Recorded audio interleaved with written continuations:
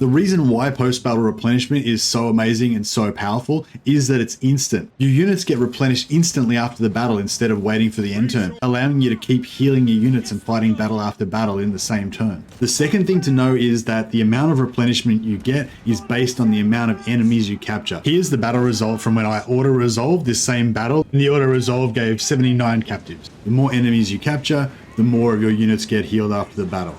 How powerful a unit is or how much health a unit has doesn't matter at all. Only the number of entities. You get exactly 30 hit points healed for each enemy captured. Going back to the auto resolve again for a minute, 79 captives equals 2,370 hit points. If you add up the hit points of all of the soldiers replenished in my army from here to here, which I did, that's the exact number of hit points of those replenished soldiers. To maximize the amount of soldiers that are replenished after the battle, you have to maximize the amount of captives. You'll only take a portion of the total casualties as captives. The base percentage seems to be based roughly on the victory type, with decisive victories giving you more than close and pyrrhic victories. But fighting your battles manually like I am here and running down routing enemies will generally give you more captives than auto-resolve. You only capture a proportion of the enemy that are killed, but the more enemies that you kill in battle, the more captives you'll take. Just a side note here, in most battles, your units will get extra experience for running down enemies after the battle. Fighting the battle manually and running down as many enemies as possible, I managed to get 549 kills and 340 enemies captured. That's 4 times as much as we got from the auto-resolve.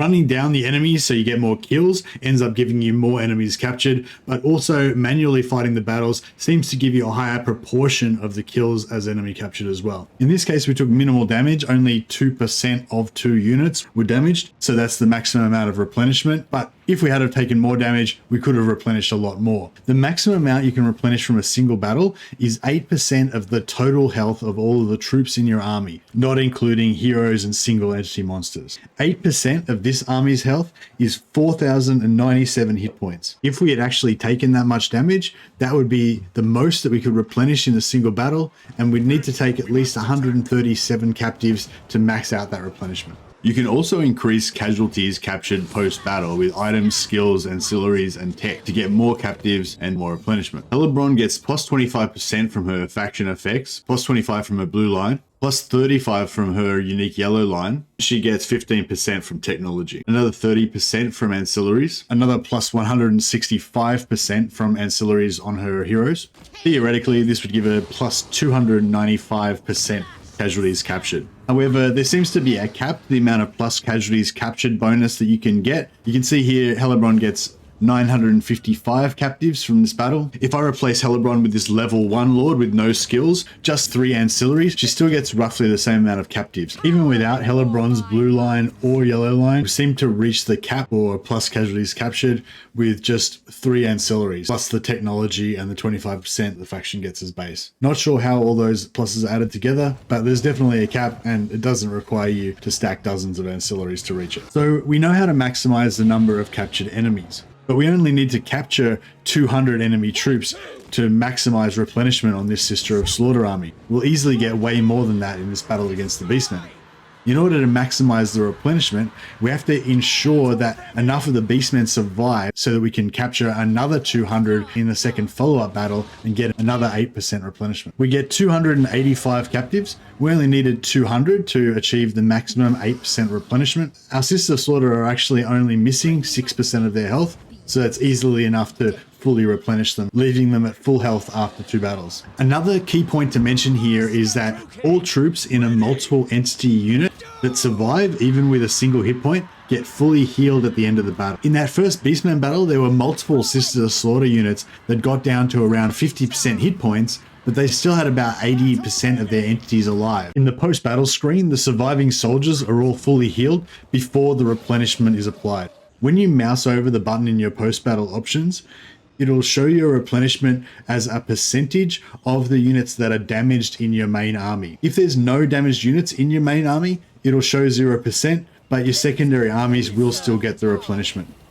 There are 3 different types of post-battle replenishment options based on race. Races like Dwarves and Empire have the take on captives version of replenishment. They only get this option if their enemy is of the same race. So Dwarves versus Dwarves, humans versus humans. This makes it pretty much useless for both dwarfs and empire throughout most of the game, and it's the main reason why dwarf melee doom stacks don't work. Elves, warriors of chaos, demons of chaos, skaven can all replenish regardless of what race the enemy is. Greenskin, beastmen, vampire counts, and Cathay all get a special version. This works slightly differently as they can actually heal their single entity monsters, heroes, and lords as well as their troops. Instead of just getting 8% of their troops total health, they can replenish up to 8% of the entire army's total health, including lords and monsters. Warriors of Chaos, of course, can get post-battle replenishment fighting any race, and they're a premier melee faction. This army sent to me by the John of Strategy is almost a doom stack anyway, but it works particularly well with post-battle replenishment for a few reasons. Almost the entire army is made up of high health, low model count units. Armored Trolls, Dragon Ogres, Aspiring Champions. A unit of Aspiring Champions has nearly 10,000 health, and that's divided between only 16 entities in the unit. That means they can take a lot of health damage across a unit while still losing very few models. In addition to their high health per model, they're armored, they have high melee defense and resistances. One of the best ways to maximize your replenishment is to just have super tanky units that don't die and so don't need to use much replenishment. Aspiring Champions are the perfect example of this. Armored Chaos Trolls work on the same principle. They're not as tanky, but they're fast and they can run away and regenerate to avoid losing too many entities. Apart from being made up primarily of units that don't die, the other thing that makes this army such a great replenishing army is its high health. Because you can only replenish a maximum of 8% of your total army health, you want to have as high army health as possible to give you as much healing cap as possible. If you only had a single unit of Aspiring Champions in your army, then they can only replenish up to 8% of their health.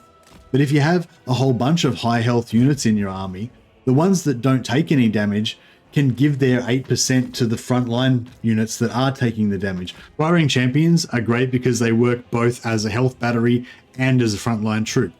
These Marauders also have almost 10,000 health, but they're extremely fragile. They can still be useful as a health battery if we keep them out of combat so that they don't die and use up all of our replenishment. In this case, 8% of the total army health is more than enough to allow us to replenish 15% of a few frontline units and get them back up to full health. With over 12,000 HP, zombies can make an excellent health battery, as long as not too many of them die and use up your replenishment. Kemmler has an ancillary that makes his zombies regenerate when they're in combat. This makes them a lot tankier. In this Kemmler campaign, we'll hire as many zombies as we can to use as a health battery. Because there aren't enough zombies available at the start of the game, we'll hire some additional skeletons as well, just to raise the total army health as high as possible so that 8% cap to our replenishment will be as high as possible. In this battle, just as an example, we're going to use all of the infantry purely as a health battery. Their only job is to have a lot of health to increase that 8% army cap and to not die and use up any of the replenishment. So we'll keep them well back. Because our zombies have the regeneration, we'll form them in a shield around the other infantry. In this battle, our Ken Wraiths and our Hex Wraiths will be our main frontline troops. They have high physical resistance, and compared to our other infantry, they're very durable.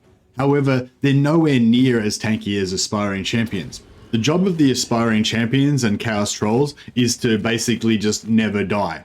This army works a little differently. In this army, it's perfectly fine for the Hex Wraiths to take as many losses as you want, as long as the unit doesn't get completely wiped out. Because we have such a large health battery from all of our infantry, these units can get absolutely decimated, and our 8% will still replenish them back completely to full after the battle. In this case, only having 7,000 or so maximum health actually makes them easier to heal back to full with replenishment after the battle.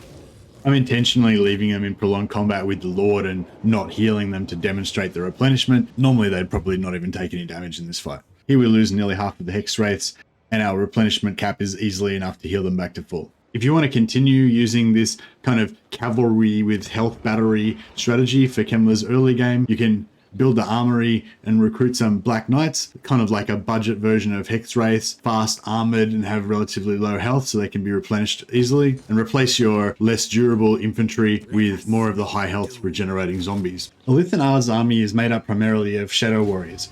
Each unit only has 6.4k health, so the total health of the army and the 8% replenishment cap for this army is much lower than the army of Aspiring Champions and Trolls. Because the Shadow Warriors, and particularly the unit of Elite Shadow Walkers, are much more valuable, we'll try to primarily use these 2 units of high health spearmen to tank the enemy army and take the majority of the damage. Unfortunately, during the course of the battle, our valuable and hard to replace Shadow Walkers take a lot of damage. I managed to pull them out, but not before they're almost completely wiped out.